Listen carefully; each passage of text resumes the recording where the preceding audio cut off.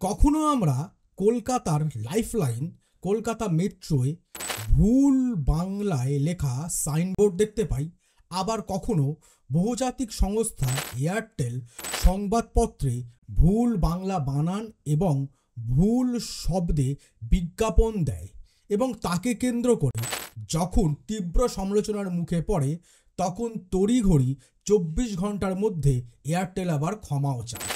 আবার কখনো আমরা দেখতে পাই কলকাতা সহ আমাদের রাজ্যের বিভিন্ন জেলার মফস্বল এবং টাউনগুলিতে বাইরের রাজ্য থেকে আসা একাধিক মহিলা এবং পুরুষ যখন খাবারের স্টল দিয়ে রাস্তার ধারে খাবার বিক্রি করেন তখন তাদের সঙ্গেও হিন্দি ভার্সেস বাংলা ভাষার তীব্র লড়াই প্রত্যক্ষ করি।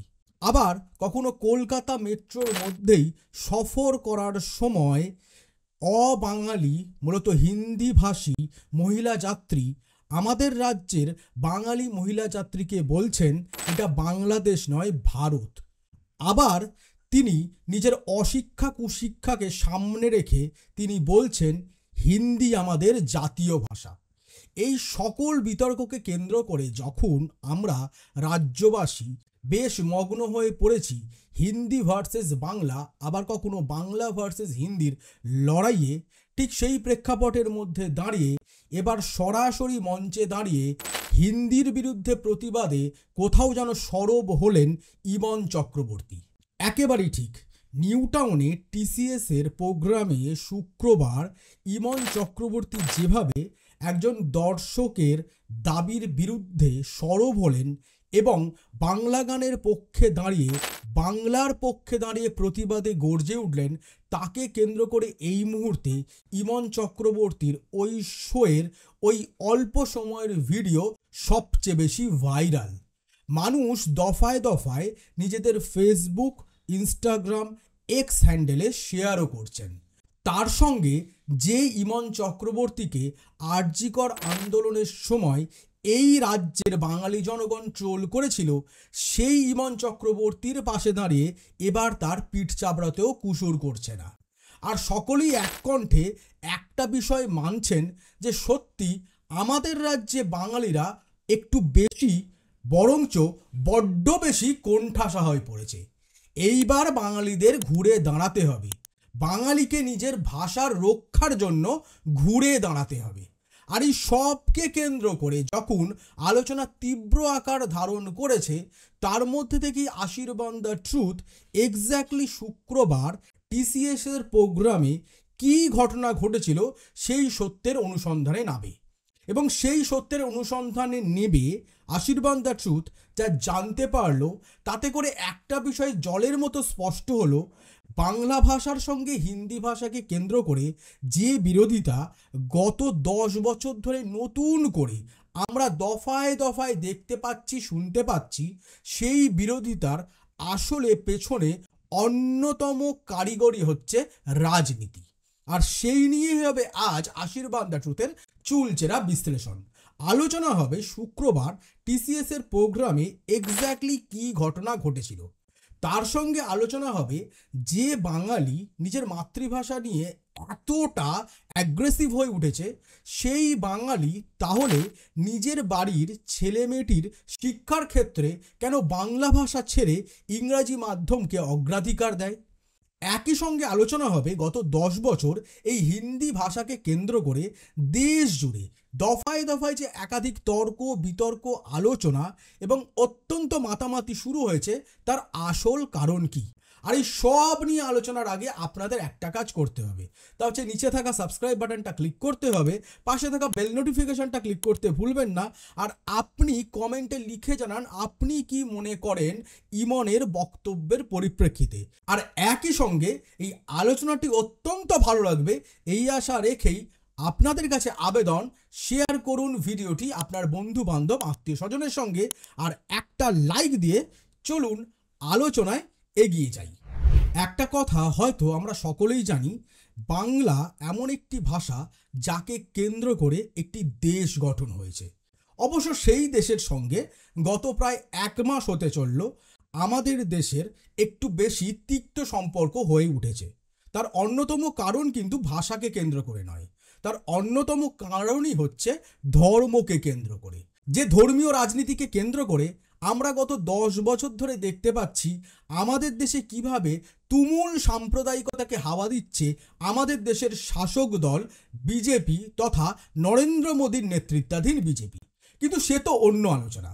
আমরা আজকের আলোচনা করব মূলত বাংলা ভাষা এবং বাঙালি কি সত্যি আমাদের রাজ্যে ভাষাগত দিক থেকে কোণঠাসা হয়ে পড়ছে তা নিয়ে। প্রসঙ্গত, লন্ডনের হোয়াইট চ্যাপেল টিউব স্টেশনের বোর্ড ইংরাজি ফরাসির পাশাপাশি বাংলাতেও গত 2 বছর হয়ে গেল লন্ডনের হোয়াইট চ্যাপেল টিউব স্টেশনের বোর্ড রয়েছে। আবার তারই মধ্যে 2 মাস আগে নরেন্দ্র মোদীর নেতৃত্বাধীন এনডিএ জোট সরকারের তরফে অবশেষে আমাদের মাতৃভাষা বাংলাকে ধ্রুপদী তকমা দেওয়া হলো, যাকে কেন্দ্র করে রাজ্য জুড়ে ব্যাপক খুশির হাওয়া বয়েছিল।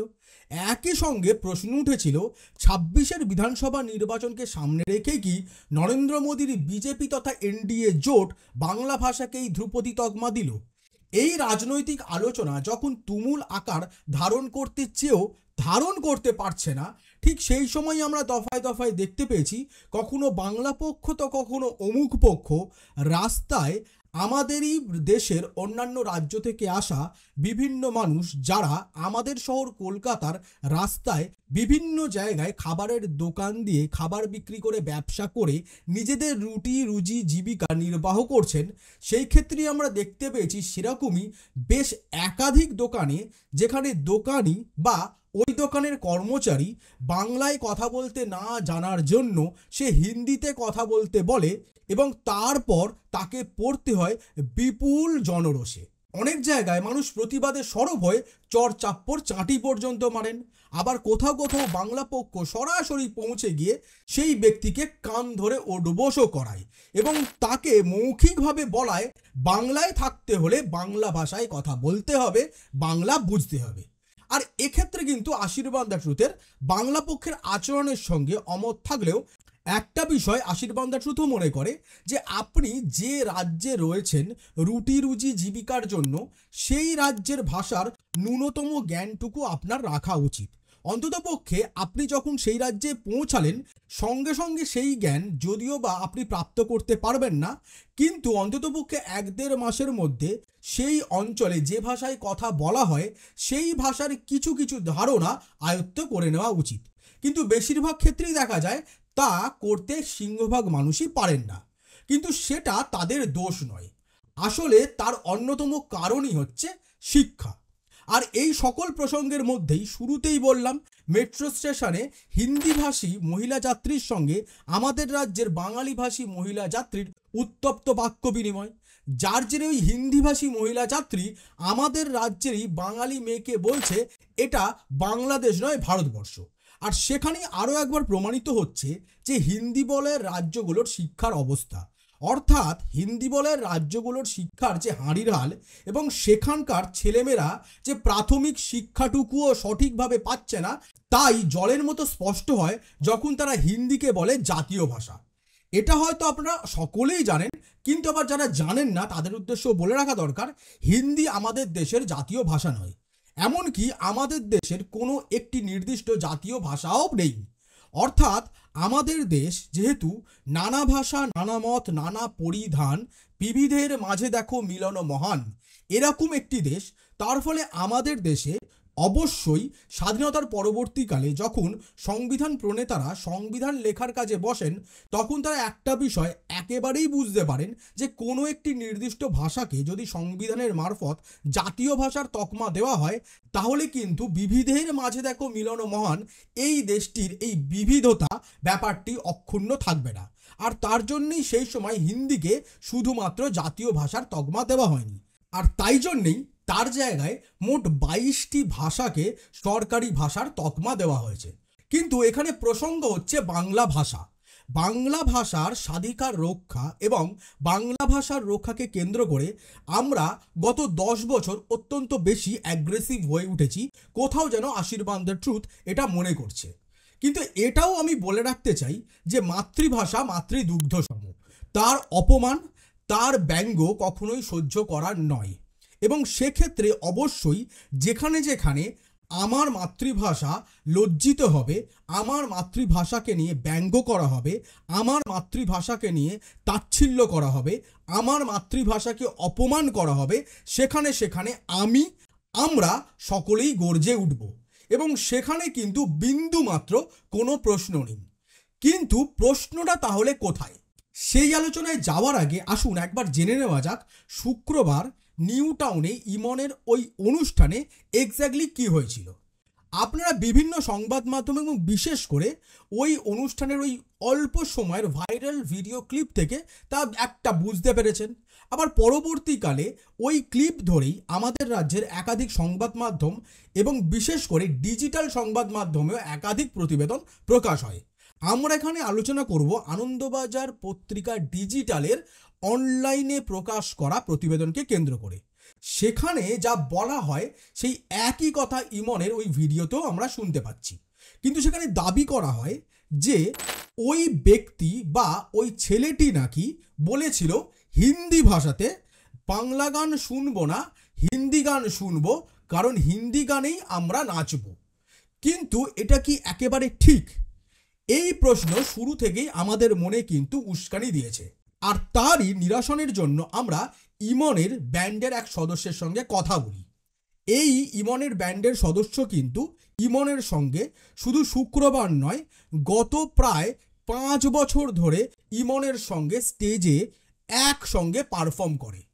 তো সেই ব্যান্ডের সদস্যের নাম যেহেতু সে প্রকাশ করতে বারণ করেছে, তাই সেখান থেকে দাঁড়িয়ে তার নাম প্রকাশ করছি না। আর তাই জন্যই আপনাদের বলে রাখি, আমাদের দেশের সংবাদ মাধ্যম তথ্য যাচাই না করে যেভাবে খবর পরিবেশন করে এবং তার নির্লজ্জের সঙ্গে যেভাবে বলে এবং লেখে যে এই ভিডিওর এই তথ্যের বা এই সূত্রের সত্যতা আমরা যাচাই করিনি, এমনটা ঠিক আশীর্বাদ দ্য ট্রুথ বলে না। আর সেখান থেকে দাঁড়িয়ে ইমনের এই ব্যান্ড মেম্বারের সঙ্গে যখন আমরা কথা বলি তখন জানতে পারি এক্স্যাক্টলি কী ঘটনা ঘটেছে। প্রথমত বলে রাখা দরকার, বাংলা মিডিয়ায় যে বলা হচ্ছে ছেলেটি হিন্দিভাষী, একেবারেই তা নয়। প্রোগ্রাম শেষের পর যখন ইমন সরাসরি ওই ছেলেটির সঙ্গে কথা বলে তখন জানা যায় ছেলেটি হিন্দিভাষী নয়, ছেলেটি আদ্যপান্ত আসলে মাছে ভাতে দুধে ভাতেও বাঙালি। আর এখান থেকেই তাহলে একটা প্রশ্ন আপনাদের মধ্যে অবশ্যই উঠছে, তাহলে ছেলেটি এক্স্যাক্টলি কি বলেছে? ইমনের এই ব্যান্ড মেম্বার সূত্রে যা জানতে পারলাম যে ছেলেটি একেবারেই বলেনি যে বাংলা গান শুনবো না, হিন্দি গান শুনবো, হিন্দি গানে নাচবো। ছেলেটি এটি বলেছিল যে অনেকগুলি বাংলা গান হলো, এবার কটা হিন্দি গান হোক, একটু নাচতেও তো হবে। যদিও সেই কথাটা সে হিন্দিতে বলেছিল। আর এই কথা হিন্দিতে শোনার সঙ্গে সঙ্গেই তেলে বেগুনে জ্বলে ওঠেন ইমন চক্রবর্তী। কিন্তু এর সঙ্গে সঙ্গে আর একটা প্রশ্ন ওঠে, তা হচ্ছে যে ইমন চক্রবর্তী এই কথা শুনে এত রেগে গেলেন, সেই ইমন চক্রবর্তী কি স্টেজে হিন্দি গান গান না? অবশ্যই গান। ইমন চক্রবর্তী তার নিজে মুখে স্বীকারও করেছেন ওই ভিডিওতে, যা আপনারা শুনতে এবং দেখতেও পেয়েছেন। এবং ইমন চক্রবর্তী শুধু ওই অনুষ্ঠানে নয়, সকল অনুষ্ঠানেই কিন্তু পারফরমেন্সের সময় বেশ কতগুলি হিন্দি গান গান।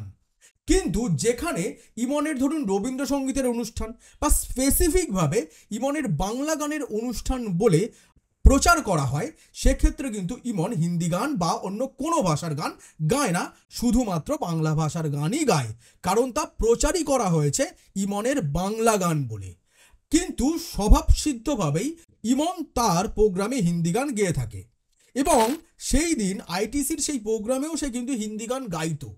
কিন্তু হিন্দি গান গাইবার আগেই ওই ছেলেটি যেভাবে হিন্দি ভাষাতে তার আবদার রাখে, তাতেই তেলে বেগুনে জ্বলে উঠেছিল ইমন চক্রবর্তী। কিন্তু বিষয়টা হচ্ছে এর কারণ কি? হঠাৎ ইমন চক্রবর্তী এত রেগে গেলেন কেন? এর উত্তর আমরা অবশ্যই দেব, কিন্তু তার আগে এটাও বলে রাখা দরকার, ইমন চক্রবর্তী স্টেজে দাঁড়িয়ে যে এই কথাটি বলেছেন যে অন্য কোনো রাজ্যে এমন কথা বললে তোমায় চুলের মুঠি ধরে বার করে দিত, এখান থেকেই বলতে হয় ইমনকে সরাসরি একটা প্রশ্ন, ইমন কি এই ধরনের নির্যাতনকে সমর্থন করেন?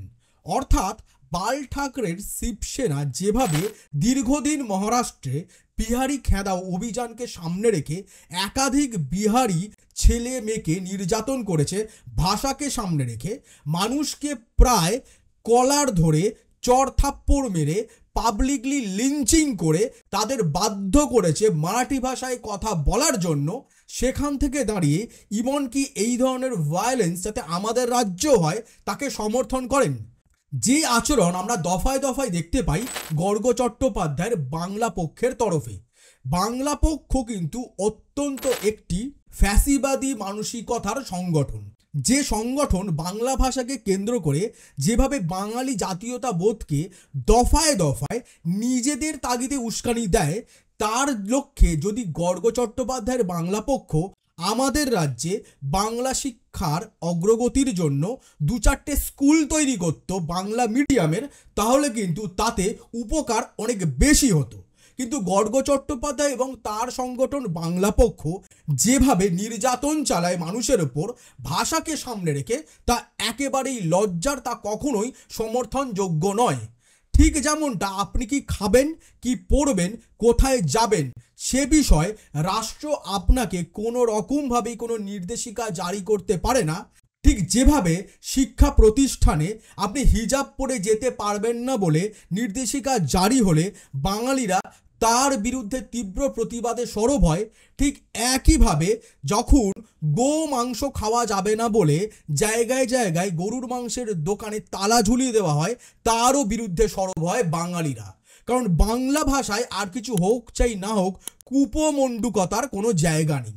কিন্তু গর্গ চট্টোপাধ্যায়ের বাংলা পক্ষ এই কূপমণ্ডুকতাতেই বাঙালিকে ঢুকিয়ে দিতে সর্বদাই তৎপরতার সঙ্গে কাজ করে, কিন্তু তা সবসময় বাঙালি সেন্টিমেন্টকে সামনে রেখে সুড়সুড়ি দিয়ে বাংলা ভাষা নাকি অনেক অনাদরের শিকার, বাংলা ভাষা এবং বাঙালিরা যে রাজ্যে অত্যন্ত পিছিয়ে পড়ছে, এই কটু তর্ককে সামনে রেখে তাদের এই ধরনের ফ্যাসিবাদী মানসিকতার সুড়সুড়ি দেওয়া উস্কানির রাজনীতি তাদের এই অপরাজনীতি চালিয়ে যাচ্ছেন, যারও তীব্র সমালোচনা করে আশীর্বাদ দ্য ট্রুথ।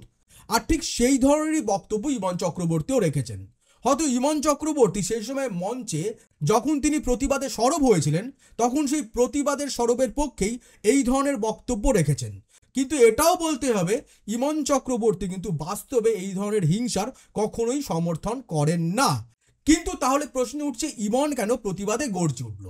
তার অন্যতম কারণ হচ্ছে, আপনারা নিশ্চয়ই জানেন, ইমনের একটি গান অস্কারের প্রথম দফার পরীক্ষার জন্য নেমেছে, অর্থাৎ প্রথম রাউন্ডের সিলেকশনে পৌঁছেছে, এবং তারপর ধাপে ধাপে এখনো অনেকগুলি সিলেকশন বাকি, এবং তারপর হবে চূড়ান্ত পর্যায়ের সিলেকশন, যেখানেই জানা যাবে ইমনের গাওয়া পুতুল সিনেমায় ইতিমা গানটি একেবারে শেষ পর্যন্ত অস্কারের মঞ্চে ইমন গাইতে পারবেন কি পারবেন না। কিন্তু এই খবর একাডেমি অর্থাৎ অস্কার কমিটির তরফে এখনো না জানানো হলেও বেশ কিছু বিদেশি সংবাদ মাধ্যমে তা প্রকাশ্যে এসেছে, এবং তাকে কেন্দ্র করে ইতোমধ্যেই ইমন পেয়েছে অকুণ্ঠ শুভেচ্ছা বার্তা।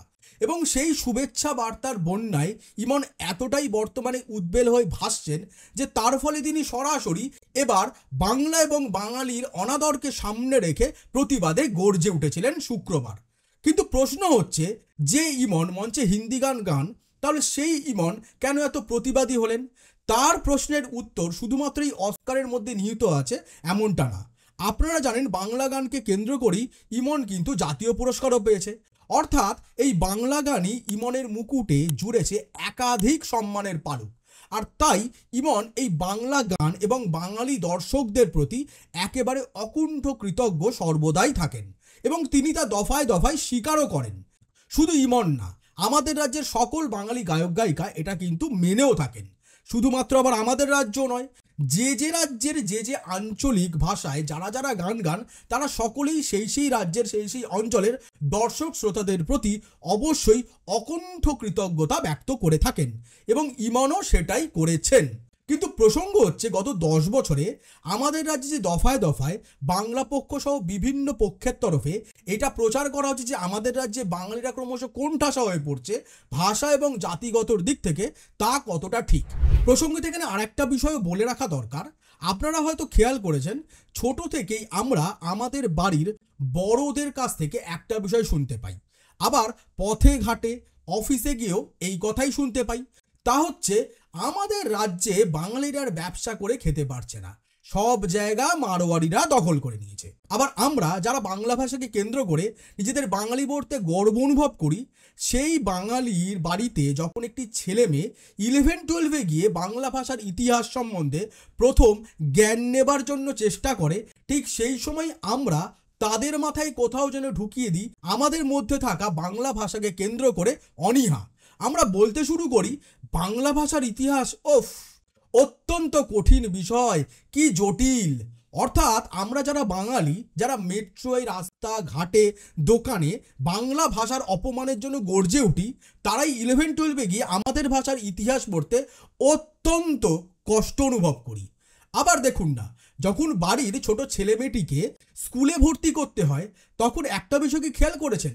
এই যে যারা আপনারা এই মুহূর্তে এই ভিডিওটা শুনছেন, আপনারা নিজেদের প্রশ্ন করুন তো, আপনারা আপনাদের বাড়ির ছোট ছেলে মেয়েটিকে ভর্তি করার সময় তাহলে কেন বাংলা মিডিয়াম ছেড়ে ইংরাজি মাধ্যমের দিকে দৌড়াচ্ছেন? কেন আমাদের রাজ্যের সিংহভাগ বাঙালি মধ্যবিত্ত পরিবারের ছেলেমেয়েরা ইংরাজি মাধ্যমে পড়াশোনা করছে? এই প্রশ্ন কি নিজেদের করেছেন? যদি ভাষা নিয়ে আপনাদের এতই প্রীতি, তাহলে কেন নিজের ভাষা ছেড়ে আপনি কলোনিয়াল হ্যাংওভারে থেকে ইংরাজি ভাষার প্রতি এত আকৃষ্ট হচ্ছেন? শুধু তাই না, এই ধরুন 2 বছর আগে যখন কে কলকাতায় এসেছিলেন, যা ছিল তার জীবনের শেষ শো, সেই শোতেই তিনি অসুস্থ হন এবং হোটেলে ফিরে গিয়ে আরও অসুস্থ অনুভব করায় তাকে যখন হাসপাতালে নিয়ে যায়, সেখানে গিয়ে কে মারা যান। কিন্তু কেকের ওই শোয়ের দিন মনে আছে রূপঙ্কর বাগচির সেই ফেসবুক পোস্ট? রূপঙ্কর বাগচি বলেছিলেন, হু ইজ কেকের চেয়ে আমরা বাঙালিরা সকলেই ভালো গান গাই, এবং তাকে কেন্দ্র করে কিন্তু রূপঙ্কর বাগচি তুমুল সমালোচনার সম্মুখীন হয়েছিল। সেই দিন কিন্তু রূপঙ্কর বাগচি কেকের আসলে সমালোচনা করেনি। সেই দিন রূপঙ্কর বাগচি সমালোচনা করেছিল আমার, আপনার, আমাদের উদ্দেশ্যে বলেছিল যে আপনারা বাংলার শিল্পী, বাংলা গানের পাশে দাঁড়ান। অর্থাৎ কেকের বা এই যে রবিবার যখন এই ভিডিওটি শ্যুট করছি, এই সময় ব্রায়ান অ্যাডামস স্টেজে উঠে স্টেজ কাঁপাচ্ছেন, এবং তার টিকিটের জন্য মানুষের যা উত্তেজনা, যে মানুষের যে উৎকণ্ঠা, মানুষের যে উৎসাহ আমরা দেখলাম, সেখান থেকে একটা বিষয় আবারও স্পষ্ট, কে এবং ব্রায়ান অ্যাডামসের চেয়ে কখনোই আমাদের রাজ্যের বাঙালি কণ্ঠশিল্পীরা আমাদের কাছে বেশি গুরুত্বপূর্ণ নয়। এবার আপনি বলতেই পারেন ব্রায়ান অ্যাডামসের শো তো এটা life time achievement, Bryan Adams কি প্রত্যেকদিন শো করতে আসবেন? এটা যেমন ঠিক তেমন এটাও ঠিক, কেও কিন্তু প্রত্যেকদিন শো করতে আসবে না। কিন্তু তার মানে এটা ঠিক না আপনি আপনার রাজ্যের বাঙালি সঙ্গীত শিল্পীদের অপমান করবেন বা তাদের বাংলা গান শুনবেন না। রেডিওতে তাদের বাংলা গান চললে পরের ব্যান্ডে চলে যাবেন, বা টিভিতে বাংলা গানের চ্যানেল না শোনার ফলে একাধিক বাংলা চ্যানেল গত 10 বছরে বন্ধ হয়ে গেছে। আবার 2-3টি বাংলা গানের চ্যানেল কোনো রকমে সার্ভাইভ করছে, তাও বেশিরভাগ সময় সেখানে চলে লম্বা লম্বা বিজ্ঞাপন। অর্থাৎ বুঝতে পাচ্ছেন আমরা বাঙালিরা কোথায় দাঁড়িয়ে আছি। এবার রূপঙ্কর বাগচি সেই দিন কিন্তু আসলে বলতে চেয়েছিলেন বাঙালিদের, বাঙালি গায়ক গায়িকাদের পাশে দাঁড়াবার জন্য। কেকের বিরুদ্ধে তার কিন্তু রাগ বা ক্ষোভ ছিল না, কিন্তু তার ওই পোস্টের পরই যেহেতু সেই দিনই কে আমাদের ছেড়ে চলে যান, তার ফলে আপামর এই বাঙালি জনগণই রূপঙ্কর বাগচিকে করেছিল তীব্র সমালোচনা। এমনকি রূপঙ্কর বাগচির একাধিক শো বাতিল হয়েছিল। রূপঙ্কর বাগচি যে মিও আমরের জিঙ্গেলে তার কণ্ঠ আমরা শুনতে পেতাম, সেই কণ্ঠ হারিয়েছেন রূপঙ্কর বাগচি। অর্থাৎ বুঝতে পাচ্ছেন আমরা বাঙালিরা কতটা বাংলা গান, বাংলা নাটক, বাংলা সিনেমা, বাঙালিরা বাংলা ভাষার পক্ষে। এবার আসি দ্বিতীয় প্রশ্ন, তা হচ্ছে বাংলায় অর্থাৎ পশ্চিমবঙ্গে বাঙালিরা ব্যবসায়িক দিক থেকে কাজে কর্মে কন্টিনিউ কোণঠাসা হচ্ছে এবং তার জায়গা দখল করছে নাকি মারোয়ারিরা। এই ধরনের তর্ক কিন্তু নতুন নয়, পুরানো একাধিক বাংলা সিনেমায় এই ধরনের বিভিন্ন সংলাপ আপনারা শুনতে পাবেন। কিন্তু প্রসঙ্গ হচ্ছে এই যে কলকাতার বড়বাজারকে কেন্দ্র করে যে রাজস্থানী কমিউনিটিকে আমরা দেখতে পাই, বিশেষ করে মারোয়ারি কমিউনিটিকে আমরা দেখতে পাই, পার্সি কমিউনিটিকে দেখতে পাই এবং গুজরাটি কমিউনিটিকে আমরা দেখতে পাই, তারা কি রাতারাতি তাদের রাজ্য ছেড়ে আমাদের রাজ্যে চলে এসেছিলেন? এমনটা না। তারা যে সময় আমাদের রাজ্যে, বিশেষ করে কলকাতার বড়বাজারে নিজেদের ব্যবসা প্রতিষ্ঠা করেছিলেন, সেই সময় কিন্তু ব্রিটিশ রাজ, এবং সেই সময় বাংলা তথা কলকাতা ছিল মূলত ক্যাপিটাল, এবং সেই ক্যাপিটালকে সামনে রেখে কিন্তু বড় বাজারের মতো এশিয়ার অন্যতম বৃহৎ এই বাজার গড়ে ওঠে। এবং সেখানেই নিজেদের ব্যবসা গড়ে তোলার জন্য দেশের অন্যান্য রাজ্য থেকে, অন্যান্য প্রভিন্স থেকে ব্যবসায়ীরা ছুটে এসেছিলেন। তারা কিন্তু এটার জন্য ছুটে আসেনি যে বাংলা ভাষাকে কোণঠাসা করতে হবে, বাঙালিদের কোণঠাসা করতে হবে। কিন্তু এটাও ঠিক, মধ্যবিত্ত বাঙালি বরাবরই ব্যবসার থেকে কাজেই বেশি মনোযোগী। অর্থাৎ মধ্যবিত্ত বাঙালি শিক্ষার চেতনায়, শিক্ষা দীক্ষা নিয়ে তারা কিন্তু বিভিন্ন প্রতিষ্ঠানে কর্মী হিসাবে, কখনো উচ্চপদস্থ, কখনো মধ্য বা কখনো নিম্ন শ্রেণীর কর্মী হিসাবেই কাজ করতে বেশি পটু। বাঙালিদের মধ্যে যেমন আমরা দেখতে পাই এক শ্রেণীর মানুষ বিপুল টাকা করেছে ব্যবসা করে, এক শ্রেণীর মানুষ ব্যবসা করে পৃথিবী জুড়ে নাম করেছে, আবার এটাও ঠিক বাঙালির মধ্যে একটা বড় অংশের উচ্চ মধ্যবিত্ত এবং মধ্যবিত্ত শ্রেণী মূলত কেরানি, যা কিন্তু আপনারা হয়তো খেয়াল করেছেন পরশ পাথরের শুরুতেই দেখানো হচ্ছে যে গোটা ডালহৌসি স্কোয়ার জুড়ে যে কেরানিদের দেখানো হচ্ছে, সেই কেরানিদের সিংহভাগই আসলে বাঙালি। আর এখান থেকে দাঁড়িয়ে এই যে কুতর্ক দেওয়া হয় যে পশ্চিমবঙ্গে বাঙালিরা কোণঠাসা হয়ে যাচ্ছে মারোয়ারিদের চাপে, এটা কিন্তু একেবারেই ভ্রান্ত, এটা আপনাকে উস্কানি দেওয়ারই চক্রান্ত। কিন্তু প্রসঙ্গ হচ্ছে যে বাংলার হিন্দি এই ভাষা নিয়েই দ্বন্দ্ব হুট করে 10 বছরে এত মাথাচাড়া দিল কি করে? এর কিন্তু অন্যতম কারণ অবশ্যই হিন্দি ভাষার অধিকার প্রতিষ্ঠা করতে হবে তা নয়, বা বাংলা ভাষাকে ছোট করতে হবে তেমনটাও নয়। এর অন্যতম কারণ হচ্ছে রাজনীতি। আপনাদের হয়তো মনে আছে অটল বিহারী বাজপেয়ীর জামানায় কেন্দ্রীয় সরকারের সেই বিখ্যাত স্লোগান হিন্দি হে হাম হিন্দুস্তান হামারা, ঠিক তেমনটাই দেখুন গত 10 বছরে নরেন্দ্র মোদীর নেতৃত্বাধীন এনডিএ জোট তথা বিজেপি সরকার কেন্দ্রে ক্ষমতায় আসার পর থেকে এই হিন্দি ভাষাকে কেন্দ্র করে দেশ জুড়ে দফায় দফায় বিতর্ক আমরা দেখতে পেয়েছি। কখনো জাতীয় ভাষা করা হবে এই প্রপাগান্ডাকে সামনে রেখে দেশ জুড়ে বিক্ষোভ, দেশ জুড়ে আলোচনার জন্ম নিয়েছিল। আবার দেখুন ঠিক এই লোকসভা নির্বাচনের আগেই একটা প্রপাগান্ডা বিজেপির তরফে তোলা হয়েছিল যে আমাদের দেশের নাম ইন্ডিয়া থেকে বদলে করে দেওয়া হবে ভারত। যুক্তিস্বরূপ বলা হয়েছিল ইন্ডিয়া আসলে কলোনিয়াল স্মৃতি বহন করে নিয়ে আসছে। যদি তাই হয় তাহলে বলতে হবে আমাদের দেশের মূলত পূর্ব পশ্চিম ভারতের এই যে হিন্দি ভাষা বলে যে ভাষাকে আমাদের উপর চাপিয়ে দেবার দফায় দফায় নরেন্দ্র মোদীর বিজেপি এবং তার আগেও বিজেপির তরফে চেষ্টা চালানো হয়েছে, সেই ভাষার অস্তিত্ব সংকটে পড়বে। অর্থাৎ ব্রিটিশ রাজেই প্রথমবার আমাদের দেশের এই একাধিক ভাষার উৎপত্তি এবং তাদের ইতিহাস সন্ধানের প্রচেষ্টা শুরু হয়েছিল। আর সেখান থেকেই হিন্দি ভাষাকে কেন্দ্র করে যে একাধিক তত্ত্ব উঠে এসছে, তাতে করে একটা বিষয় জলের মতো স্পষ্ট হতে শুরু করে। তা হচ্ছে হিন্দি ভাষা বলে যে ভাষাটি আমরা বর্তমানে চর্চা করি, শুনি বা বলি, সেই ভাষাটি আসলে গঙ্গা যমুনা দোয়াব অঞ্চলে, অর্থাৎ গঙ্গা যমুনা নদীর সমতল ভূমিভাগে যে অঞ্চলটা এবং যে মানুষেরা বসবাস করেন তারা যে ভাষা বলে সেই ভাষাটিকেই বলা হয় হিন্দি। আবার এই হিন্দি ভাষার যে লিপি তা আবার ব্যবহার করা হয় সংস্কৃত ভাষার দেবনাগরী লিপি।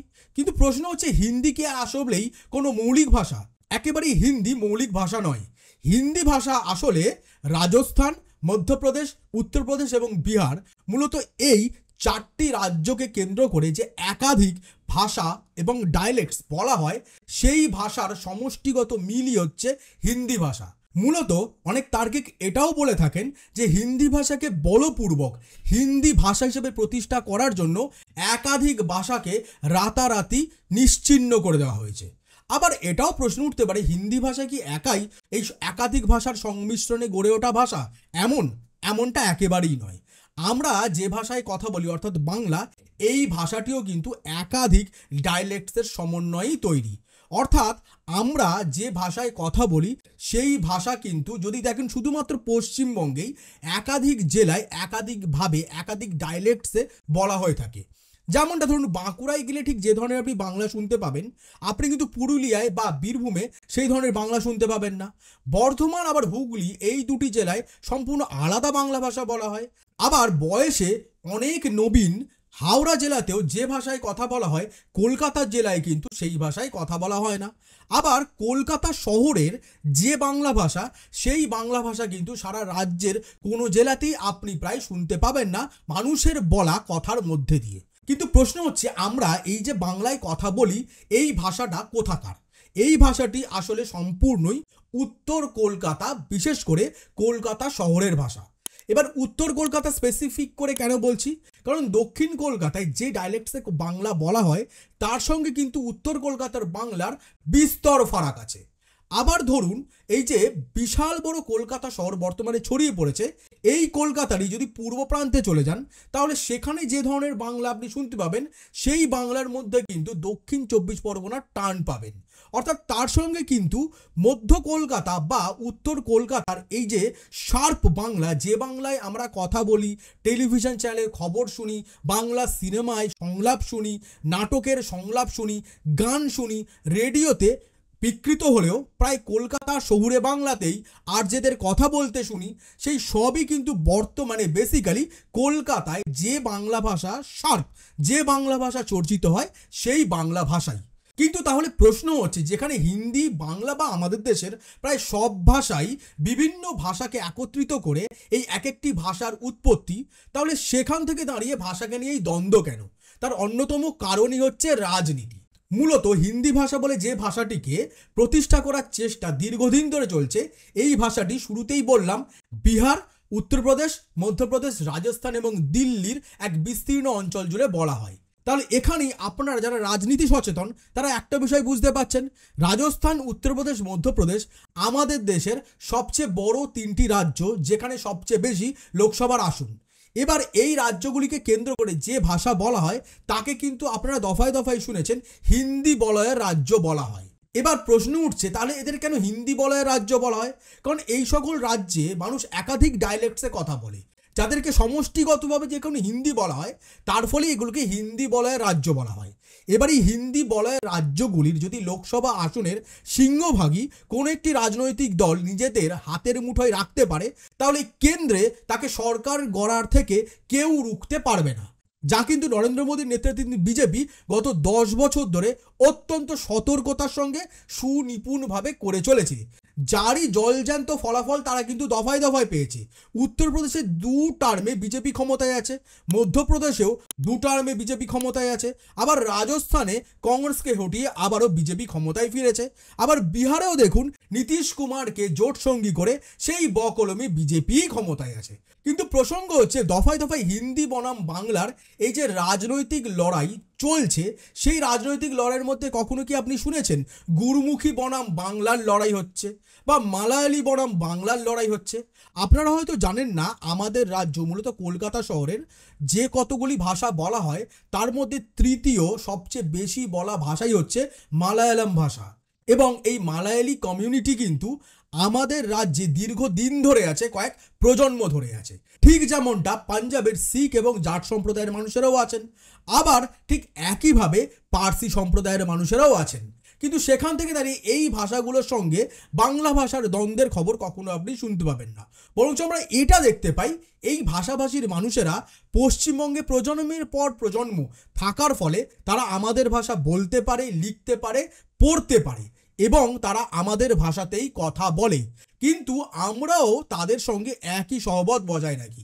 আমরা হয়তো বেশিরভাগ সময় তাদের ভাষা পড়তে লিখতে পারি না, কিন্তু আমরাও তাদের সঙ্গে কিন্তু তাদের ভাষায় কথা বলার চেষ্টা করি। যদিও মালায়ালি ভাষায় কথা বলতে যাওয়াটা একটু বাড়াবাড়ি হয়ে যায়, অবশ্যই আমরা বাঙালিরা তা পারিও না, এবং তার দাবি কখনো আমাদের রাজ্যে থাকা এই মালায়ালি কমিউনিটির লোকেরাও করেননি, বা গুজরাটি কমিউনিটির লোকেরা কখনো আমাদেরকে বলেনি যে তাদের সঙ্গে গুজরাটি ভাষায় কথা বলতে হবে, বা রাজস্থান থেকে আসা দীর্ঘদিন ধরে প্রজন্মের পর প্রজন্মই রাজ্যে থাকা রাজস্থানের একাধিক কমিউনিটির লোকেরাও কখনো বাঙালিদের বলেনি তাদের সঙ্গে মারোয়ারি বা রাজস্থানী ভাষায় কথা বলতে হবে। তাহলে এই দাবি বরাবরই শুধুমাত্র রাজনীতিকে সামনে রেখে হিন্দি বলয়ের এই রাজ্যগুলির তরফে এবং এই রাজ্যগুলি থেকে উঠে আসা রাজনৈতিক নেতা নেত্রীরাই আমাদের মধ্যে উস্কানিমূলকভাবে ঢুকিয়ে দেওয়ার চেষ্টা করছে। আপনারা ভাবুন না, আমাদের দেশের প্রধানমন্ত্রী এবং স্বরাষ্ট্রমন্ত্রী দুজনেই কিন্তু গুজরাটি, তাহলে তারা কেন নিজেদের মাতৃভাষা গুজরাটিকে সারা দেশ জুড়ে জাতীয় ভাষার তকমা দেওয়ার জন্য জোরালো সওয়াল করছেন না? একেবারেই তারা তা করবেন না, কারণ গুজরাটি কমিউনিটির একটা বড় অংশই কিন্তু ব্যবসার সঙ্গে যুক্ত, এবং এই ব্যবসাকে সামনে রেখে তারা কিন্তু সারা দেশ জুড়েই বিভিন্ন ভাষার মানুষের সঙ্গে তাদের আলাপচারিতা বজায় রেখেছেন। অর্থাৎ সেখান থেকে দাঁড়িয়ে যদি গুজরাটি ভাষাকে জাতীয় ভাষা করতে হবে এই আলাপচারিতা শুরু করেন প্রধানমন্ত্রী নরেন্দ্র মোদী বা স্বরাষ্ট্রমন্ত্রী অমিত শাহ, তাহলে কিন্তু তা সরাসরি যে রাজনীতির খেলা তা জলের মতো স্পষ্ট হয়ে যাবে। কিন্তু হিন্দি বলার এই রাজ্যগুলিতে বলা ভাষাকে কেন্দ্র করে যে হিন্দি হে হাম, এই যুক্তিকে সামনে রেখে যে হিন্দি ভাষাকে চাপিয়ে দেওয়ার চেষ্টা দফায় দফায় রাজনীতির জন্যেই নরেন্দ্র মোদীর দল বিজেপি করে এসছে, তা কিন্তু জলের মতো স্পষ্ট। এবং তাতে আমরা প্রভাবিতও হয়েছি, এবং সেই প্রভাবিত হবার জন্য অন্যতম অনুঘটক হিসাবে দফায় দফায় কাজ করে এসছে বাংলা পক্ষের মতো গর্গ চট্টোপাধ্যায়ের মতো লোকেরা, যারা কিন্তু মহারাষ্ট্রে বাল ঠাকরের নেতৃত্বে গড়ে ওঠা শিবসেনার বিহারি খেদাও অভিযানকে সমর্থন করে, এই ধরনের নির্যাতনকে সমর্থন করে। ভাষাকে কেন্দ্র করে, খাবারকে কেন্দ্র করে, পরিধানকে কেন্দ্র করে কোনো নির্যাতন স্বীকার করার নয়, কোনো নির্যাতন মেনে নেবার নয়। ঠিক যেমনটা একজন হিন্দিভাষী মানুষ আমাকে বলতে পারে না আপনি হিন্দি ভাষায় কথা বলুন, ঠিক তেমনটা আমিও একজন হিন্দিভাষী মানুষকে বলতে পারি না আপনি বাংলা শিখুন। তাকে যেমন আমি বলতে পারি না রাজ্যে থাকতে গেলে বাংলায় কথা বলতে হবে, ঠিক তেমনটা সেও আমায় বলতে পারে না যে ভারতে থাকতে গেলে হিন্দি ভাষায় কথা বলতে হবে। বাংলায় কথা বললে আমি বাংলাদেশি। এবং একই সঙ্গে একজন দ্রাবিড় ভাষাগোষ্ঠীর লোককেও কখনোই জোর করা যাবে না তাকে হিন্দিতে বলতে হবে, তিনি তার দ্রাবিড় ভাষাগোষ্ঠীর ভাষা চর্চা করতে পারবেন না। এই নিষেধাজ্ঞা, আবারও বলছি, নানা ভাষা, নানা মত, নানা পরিধান, বিবিধের মাঝে দেখো মিলন মহান, এই মহান দেশ ভারতবর্ষে কখনো সহ্য করার নয়, কখনো মেনে নেবার না। এর জন্য সর্বদাই প্রতিবাদে সরব থাকা উচিত। এবং একই সঙ্গে বলবো আমাদের বাড়ির ছেলেমেয়েদের যারা এই ভিডিওগুলি শুনছেন, যে পারলে একটু বাড়ির ছেলেমেয়েদের বাংলা ভাষা সম্বন্ধে সচেতন করে তুলুন। তাদেরকে আপনারা ইংলিশ মাধ্যম স্কুলে পড়ান, একই সঙ্গে তাদেরকে একটু ভালো বাংলা বলা, বাংলা চর্চা করতে শেখান। তারা অত্যন্ত বাজে বাংলায় কথা বলে, তাদের বাংলা বেঙ্গলিশ না হেভিংলিশ কিছুই বোঝা যায় না। না তারা বাংলায় সঠিক করে কথা বলতে পারে, না তারা হিন্দিতে সঠিক করে কথা বলতে পারে, না তারা ইংরাজিতেও সঠিক করে কথা বলতে পারে। আর এখান থেকেই জলের মতো স্পষ্ট এই যে ভাষা চর্চা আপনি আপনার ছেলেমেয়েদের করাচ্ছেন, এতে করে আপনি আপনার ছেলেমেয়ের ভবিষ্যতে বড় একটি লাল বাতি জ্বালিয়ে দিচ্ছেন। এটা অত্যন্ত তার ভবিষ্যতের জন্য ক্ষতিকারক। আর তারই মধ্যে আবারও বলবো, নানা ভাষা, নানা মত, নানা পরিধান, বিবিধের মাঝে দেখো মিলন মহান। একই সঙ্গে বলবো জয় বাংলা, আমার ভাষা, আমার মাতৃভাষা, মাতৃদুগ্ধ সম। আমি গর্বিত বাঙালি, আমার মাতৃভাষা বাংলা। আজকের এপিসোড এখানেই শেষ করলাম, দেখা হবে পরবর্তী এপিসোডে। ততক্ষণ দেখতে থাকুন, সঙ্গে থাকুন আশীর্বাদ দ্য ট্রুথ। আমি আশীর্বাদ, নমস্কার।